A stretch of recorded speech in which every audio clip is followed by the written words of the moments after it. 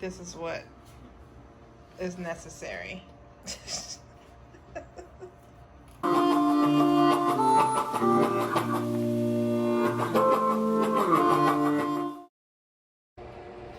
Alright, so this dehydration session is all about onions.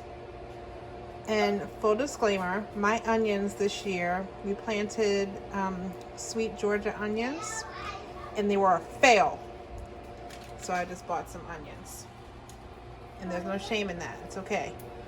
Because just these plain onions are still much better than what you would get when you buy like chopped onion from that's mixed up with all the pieces, including the core and whatever else they put in there to keep it shakeable and all that stuff. So this is still 100% better than buying an already dehydrated chopped onion as a spice in the store. So I am peeling the onions. I am slicing them pretty thinly, trying to make them as even as possible so they can all dehydrate at the same rate, which is not the easiest thing to do, but you do your best. So this is my last one. I'm going to get this one chopped up and show you what they look like on a tray. So when you're dehydrating onions, this is what is necessary. All right, so we have 5 trays of chopped, sliced onions, and you just want to break the rings apart so they aren't like this one. You see, broke, so they're not like a whole thick piece stuck together. They don't have to be, they are going to shrivel up, so you don't have to make it like a thin layer. I mean, these will shrink up really good. So go ahead and put my top on. Put that in there. I have to put something on top of here to make it stay.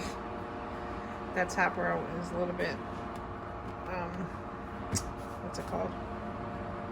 A little thicker than the other trays, the last 2 onions, but that'll be fine. Like I said, they're gonna shrivel up pretty quickly.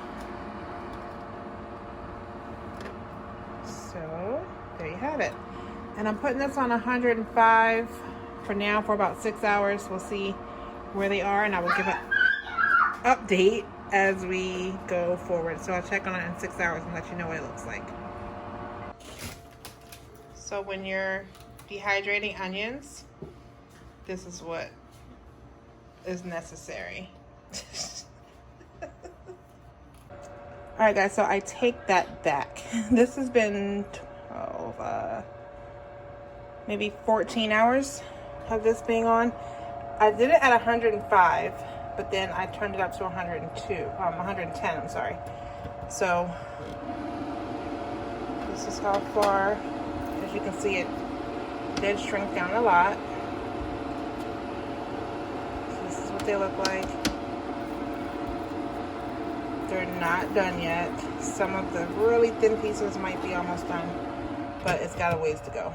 So just wanted to give you guys a quick update. We're on hour like 14, I think. And I put it on for another 12. So it is 11 hours to go on this cycle, and we'll update you and let you see what it looks like after that. I am so sorry. So I forgot to turn the video on. This is the worst. So everything was dried in the dehydrator. I did it for, honestly, it came out to be like 36 hours that it was on 115 degrees, because I moved it up after the first 6 hours. So they were just rings in here. Well, here's a piece of one that fell. So they were just little rings like this. Oops. And you can see they break like that. So I just filled them up in here, turned on, put the top on, and I put it on pulse chop and let it spin, and this is what you got. So I'm gonna go ahead and take this out.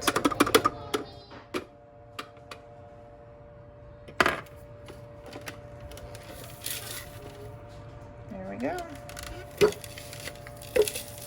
Let's see if I can do this. Okay, some of them didn't get quite, as you can see that one there. All right, let's try it this way. Put this in there. I was about to have onions everywhere. I took out the ones that didn't get blended. I didn't want it, and I could have blended it more, but I didn't want to get a lot of powder. Like I like the chopped onion. That way I can take from here and chop them to make it in my pestle and mortar to make them more fine into powder if I want to. But there you have it.